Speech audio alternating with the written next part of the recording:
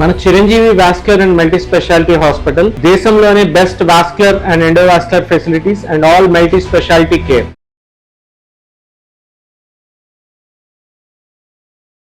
నమస్తే, welcome to Suman TV. నేను మీ కృష్ణవేణి. థైరాయిడ్ ఒకప్పుడు ఇది చాలా తక్కువగా వినిపించే పదం, థైరాయిడ్ సమస్య ఉంది అనేది. బట్ ఇప్పుడు ఏజ్తో సంబంధం లేకుండా, ప్రాంతంతో సంబంధం లేకుండా చాలామంది థైరాయిడ్ సమస్యలతో బాధపడుతున్నారు. అయితే ఇప్పటికి ఒక అపోహ ఏంటంటే థైరాయిడ్ సమస్య అనగానే ఆడవాళ్ళది అనుకుంటూ ఉంటారు. బట్ మగవాళ్ళకు కూడా ఈ సమస్య ఉంటుంది. అయితే దీనికి ట్రీట్మెంట్ ఉందా, సర్జరీ అయినా, లేదా థైరాయిడ్ ఆర్టరీ ఎంప్లాయేషన్ అనే విధానం ఏంటి అసలు, ఇవన్నీ మనకు వివరించడానికి ఈరోజు మనతో పాటు ఉన్నారు Chiranjeevi hospitals vascular and multi speciality hospital vascular and endovascular senior surgeon K Sanjeeva Rao గారు ఉన్నారు. మాట్లాడతాం. డాక్టర్ నమస్తే. నమస్తే. థైరాయిడ్ సమస్య ఎంత పెద్ద సమస్య ఏంటంటే సార్, ఇప్పుడు మేజర్ ప్రాబ్లం ఇదే, చాలా నిర్లక్ష్యం చేస్తుంది కూడా ఇదే, ఏముందిలే అనుకుంటారు. అసలు ఈ థైరాయిడ్ సమస్యను గుర్తించడం ఎలా? థైరాయిడ్ అనేది ఒక మెయిన్ మన బాడీ కంట్రోల్ చేసే ఒక మెయిన్ హార్మోన్ ఇచ్చే గ్రంథి అని మనం చెప్పుకోవచ్చమ్మా. యాక్చువల్గా దీనిలో చాలా రెగ్యులేషన్స్ ఉంటాయి. లైక్ మన టెంపరేచర్ రెగ్యులేట్ చేస్తుంది, మన హార్ట్ రేట్ రెగ్యులేట్ చేస్తుంది, తర్వాత మన గ్రోత్ రెగ్యులేట్ చేస్తుంది. ఇలాగ మల్టిపుల్ ఫ్యాక్టర్స్ని మన ఈ థైరాయిడ్ గ్లాండ్ అనేది రెగ్యులేట్ చేస్తుంది. దీనిలో రెండు రకాలు ఉంటాయి, హైపోథైరాయిడ్, హైపర్ థైరాయిడ్. హైపోథైరాయిడ్ అంటే థైరాయిడ్ లెవెల్స్ తగ్గడం వల్ల మనం చాలామంది ఏంటంటే డల్గా అవటము, తర్వాత మతిమరుపు రావడము, హెయిర్ ఊడిపోవడము, లావు కావడము, చలికి తట్టుకోలేకపోవటం, ఇవన్నీ హైపోథైరాయిడ్ యొక్క సిమ్టమ్స్ అన్నమాట. సో ఇంకొక రకం ఏంటంటే హైపర్ థైరాయిడ్. అంటే థైరాయిడ్ లెవెల్స్ ఎక్కువ అవటం వల్ల ఏంటి హైపర్ యాక్టివ్ అవటము, సన్నపడిపోవడము, మెన్స్ట్రల్ ప్రాబ్లమ్స్ రావటము, రెండిట్లోనూ హైపోలో వస్తాయి, హైపర్లోనూ వస్తాయి. సో ఇలాగ మల్టిపుల్ ఇబ్బందులతో బాధపడుతుంటారు. కామన్గా మనం చూసే థైరాయిడ్ ప్రాబ్లం అంటే హైపోథైరాయిడిజం అనమాట. అంటే థైరాయిడ్ యొక్క హార్మోన్ సరిగ్గా మనకి రిలీజ్ అవ్వట్లేదని మనం చెప్పుకోవచ్చు. సో దీన్ని హైపోథైరాయిడిజం అంటాం. ఇంకొక రకం ఏంటంటే గాయిటర్ అంటాం. అంటే థైరాయిడ్ యొక్క గ్రంథి సడన్గా వాయటం జరుగుతుంది. ఇది ఆటో ఇమ్యూన్ కారణాలతో కూడా జరుగుతుంది. ఇదివరకు మనకి ఈ గాయిటర్ అనేది అయోడిన్ డెఫిషియన్సీ వల్ల ఎక్కువ చూస్తూ ఉండేవాళ్ళం. మన ఇండియాలో అయోడిన్ డెఫిషియన్సీ ఎక్కువ ఉండడం వల్ల గాయిటర్ అనేది కామన్గా చూస్తున్నాను. ఈ రోజుల్లో మనం అంత గాయిటర్ చూడట్లేదు, ఒకప్పుడు చూసినంత. ఇప్పుడు అంత ఐడోస్ సాల్ట్ కానీ అందరికీ అయోడిన్ మీద ఒక అవగాహన రావడం, ఇవన్నీ వల్ల మనకి ఇప్పుడు గాయిటర్ కన్నా హైష్మోస్టోస్ థైరాయిడ్ అంటే ఆటో ఇమ్యూన్ థైరాయిడైటిస్ అనేది కామన్గా చూస్తున్నాం. ఇంకో కొంతమందిలో ఏంటంటే థైరాయిడ్లోనే కొన్ని నాడ్యూల్స్ అంటే ఒక చిన్న చిన్న ముద్దల్లాంటివి తయారవుతాయి అన్నమాట, గడ్డల్లాంటివి. సో దీన్ని థైరాయిడ్ నాడ్యూల్స్ అంటాం. సో ఇవి ఇనీషియల్ స్టేజెస్లో బెనైన్గా ఉంటాయి. కొంతమందిలో మ్యాలిగ్నెంట్ అంటే క్యాన్సర్ అయ్యే ప్రమాదం కూడా ఉంది థైరాయిడ్లో. సో అన్ని థైరాయిడ్స్ మనము సేఫ్ అని ఇప్పుడు అనుకోకూడదు. సో అందుకనే ఒక థైరాయిడ్ సమస్య ఉన్నట్టయితే అసలు ఏంటి, దాని బ్యాక్గ్రౌండ్ కారణం ఏంటి అనేది కూడా మనం చూసుకోవాలి. మన చిరంజీవి హాస్పిటల్లో ఈ థైరాయిడ్ సమస్యలు వచ్చినట్టయితే ఫస్ట్ మనం ఎవాల్యుయేట్ చేస్తాం.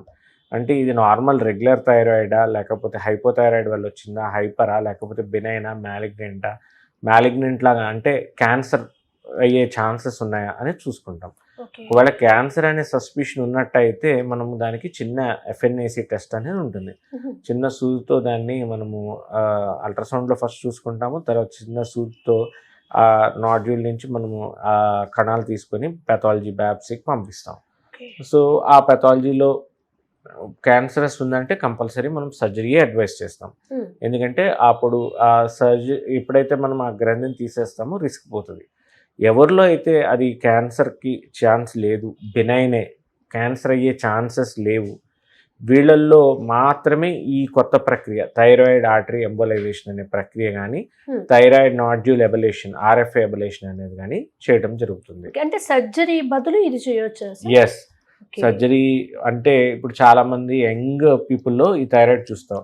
మన ఇండియాలోనే 42 బిలియన్ పీపుల్లో మనకి ఈ థైరాయిడ్ సమస్య ఇబ్బంది పడుతున్నారు.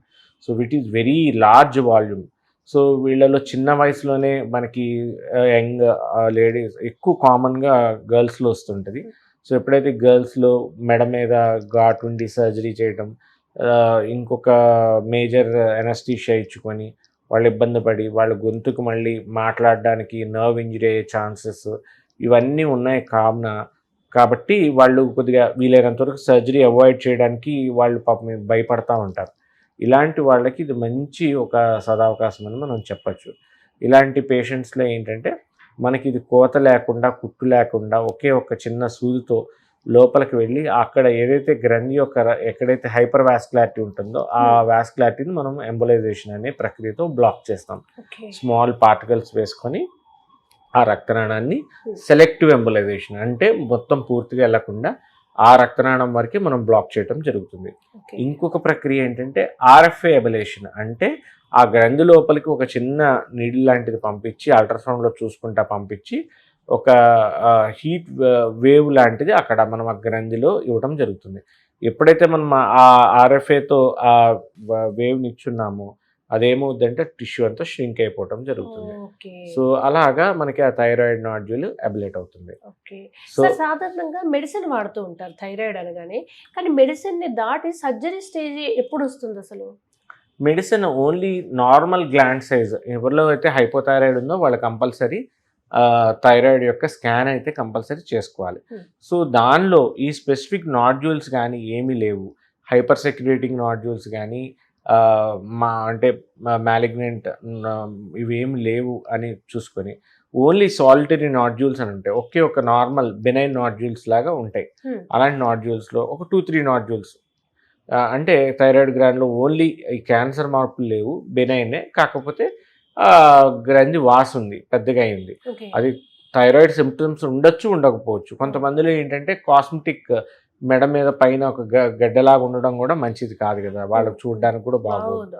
సో అది అలా వదిలేస్తే మనము అది రేపు పొద్దున్న ఇంకా ప్రమాదం అయ్యే ఛాన్సెస్ ఉన్నాయి. కాబట్టి అలాంటి వాళ్ళల్లో మనము ఈ ప్రక్రియ ద్వారా మనం ట్రీట్మెంట్ ఇవ్వడం అనేది జరుగుతుంది. ఓకే. సో సాధారణంగా ఇక్కడ వాపు ఉంటుంది కొందరికి ఏమో అసలు థైరాయిడ్తో సంబంధం లేకుండా ఉంటుంది, కానీ కొంతమంది వాపును చూసి ఇమీడియట్గా థైరాయిడ్ టెస్ట్ ఇవ్వమంటారు కదా, ఆ వాపు ఏ దశలో స్టార్ట్ అవుతుంది సార్?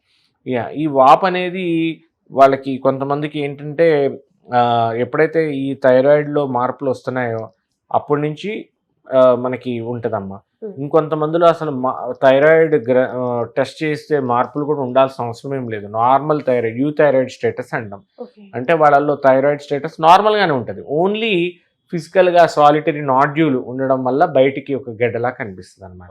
అది ప్రమాదకరమేమీ కాదు, అది ప్రమాదకరం ఏమీ కాదు. కాకపోతే అది మనం వాళ్ళని నెగ్లెక్ట్ చేస్తే అది పెద్దదవుతున్న కొద్ది మనం ఊపిరి వెళ్ళే గొట్టం ఉంటుంది కదా, అలాంటి దాన్ని నొక్కుతున్నా, లేకపోతే ఇంకొంచెం హార్మోన్స్ రిలీజ్ చేస్తున్నా, హార్మోనల్ ఇంబ్యాలెన్స్ కారణమవుతున్నా, అప్పుడు మనం తప్పనిసరిగా దానికి ట్రీట్మెంట్ అయితే చేస్తాం. ఓకే. హార్మోన్స్ కు సంబంధించి థైరాయిడ్ ఇష్యూ ఉన్న వాళ్ళు మేజర్గా ఇంపాక్ట్ అవుతూ ఉంటారు కదా సార్, ఎటువంటి లక్షణాలు ఉంటే ఇమీడియట్ గా థైరాయిడ్ టెస్ట్కి రావాల్సి ఉంటుంది? ఫస్ట్ మనం క్లినికల్గా చూసుకోవాలమ్మా. ఇప్పుడు నేనే వాస్కులర్ సర్జన్, చాలా మంది పేషెంట్స్ నా దగ్గరికి కాళ్ళు వాపులతో వస్తుంటారు, ఫిమేల్స్, యంగ్ గర్ల్స్. సో ఎందుకు వాస్తుందని కూడా కామన్గా అడుగుతాం. ఇప్పుడు అంటే రెండు పక్కల కాళ్ళు ఈ వాస్తున్నాయి, చేతులు కూడా వాస్తున్నాయి, మొహం ఉబ్బుగా ఉంటుంది. సో లేకపోతే వాళ్ళు చేసుకోవాల్సిన పని వాళ్ళు చేయలేకపోతున్నారు, ఫెటిగ్. సో ఇలాంటివన్నీ ప్రాబ్లమ్స్ ఉన్న వాళ్ళల్లో మనం ఈ థైరాయిడ్ సమస్య ఉందని మనం గుర్తిస్తాం అనమాట. సో ఇలాంటి హార్మోనల్ ఇంబ్యాలెన్స్లో ఉన్న, పీరియడ్స్లో చేంజెస్ ఉన్నా, లేకపోతే వాపులు, నీరు పడుతున్న బాడీలో, వెంటనే థైరాయిడ్ ఉందని మనం గమనించి మనం ఈ థైరాయిడ్కి ట్రీట్మెంట్ అనేది ఫస్ట్ ఎవాల్యుయేషన్ చేసుకొని, అంటే ఎందుకు, కారణం ఏంటి, థైరాయిడ్ స్టేటస్ ఎలా ఉంది ఏంటి, దానికి అప్పుడు మనం ట్రీట్మెంట్ ప్లాన్ అనేది ఫిక్స్ చేసుకోవాలి. సార్ ఇప్పుడు పీరియడ్ చేంజెస్ అన్నారు, what kind of changes sir? అంటే కొందరిలో ఎక్సెస్ అవుతుంటుంది, కొంతమందికి అసలు periods Rao. A type of అయితే థైరాయిడ్ అనుకో? థైరాయిడ్లో 2 సమస్యలు ఉంటాయమ్మా. మీరు అన్నట్టు 100%. కొంతమందికి ఎక్కువ పీరియడ్స్ రావడం జరుగుతుంది, కొంతమంది అసలు పీరియడ్స్ రాకపోవడం కూడా జరుగుతుంది. సో ముఖ్యంగా హైపోలో అయితే పీరియడ్స్ అనేది చాలా తక్కువలో చూస్తూ ఉంటాం. కాకపోతే స్పెసిఫిక్గా ఇదేనా అనేది ప్రాబ్లమ్కి మనం ఎవాల్యుయేట్ చేసుకోవాలి. కొంతమంది పీసీఓడి కూడా ఉంటుంటుంది యంగ్లో, హార్మోనల్లో. సో ప్రాపర్గా మనం ఎవాల్యుయేట్ చేసుకొని ఏదైనప్పటికీ కూడా మనం ఒక థైరాయిడ్ అనేది కంట్రోల్లో పెట్టుకుంటే మన రెగ్యులర్ హార్మోనల్ థింగ్స్ అన్నీ కూడా కరెక్ట్గా వెళ్తాయి అన్నమాట. అంటే ఇది ఆడవాళ్ళకే ఉంటుందా సార్ సమస్య, మగవాళ్ళకి కూడా? ఇద్దరికి ఉంటుందమ్మా, ఆడ మగ అని లేదు, కానీ ఎక్కువ గర్ల్స్లో చూస్తుంటాము, ఆడవాళ్ళు ఎక్కువ చూస్తుంటాము.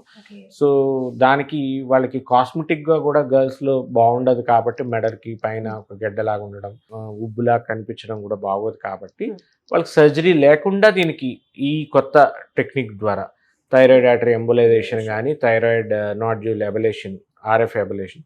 ఈ 2 ప్రక్రియల ద్వారా మనం ట్రీట్మెంట్ అనేది ఇవ్వటం జరుగుతుందమ్మా. Okay sir. ఇప్పుడు మన దగ్గర చిరంజీవి హాస్పిటల్‌లో ఎంతోమంది వచ్చి ఉంటారు కదా!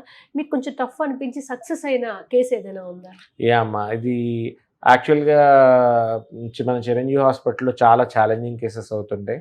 రీసెంట్గా కూడా ఒక కేసుకి యాక్చువల్గా అయోర్టిక్ ఎన్యూరిజం ఉన్న కేసుకి వాళ్ళకి మనము carotid to carotid bypass surgery చేశాము.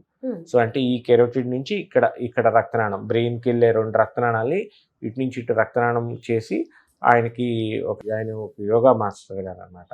ఆయనకి రక్తనాళం 2 వల్ల చిట్లిపోయింది బీపీ వల్ల. సో దానికి లోపల ఉన్న గొట్టం వేరే కృత్రిమ గొట్టం పెట్టుకొని ఎండోవాస్కులర్ టీవార్ అంటాం అయోర్టిక్కి, అది చేసుకొని కెరోటిడ్ టు కెరోటిడ్ బైపాస్ చేసాం. ఇంత మేజర్ సర్జరీ చేసుకున్న ఆయనకి ఎవాల్యుయేషన్లో థైరాయిడ్ నాడ్యూల్ ఉందన్నమాట. అది సైజ్ పెరుగుతూ ఉంది. సో థైరాయిడ్ లెవెల్స్ ఆల్టర్ కూడా అవుతూ ఉన్నాయి. సో దానికి ఎవాల్యుయేట్ చేసుకుంటే కంపల్సరీ థైరాయిడ్ నాడ్యూల్ గ్రోత్ పెరుగుతూ ఉంది. ఆయన 2-3 ఇయర్స్ నుంచి ఫాలోఅప్లో ఉన్నారు.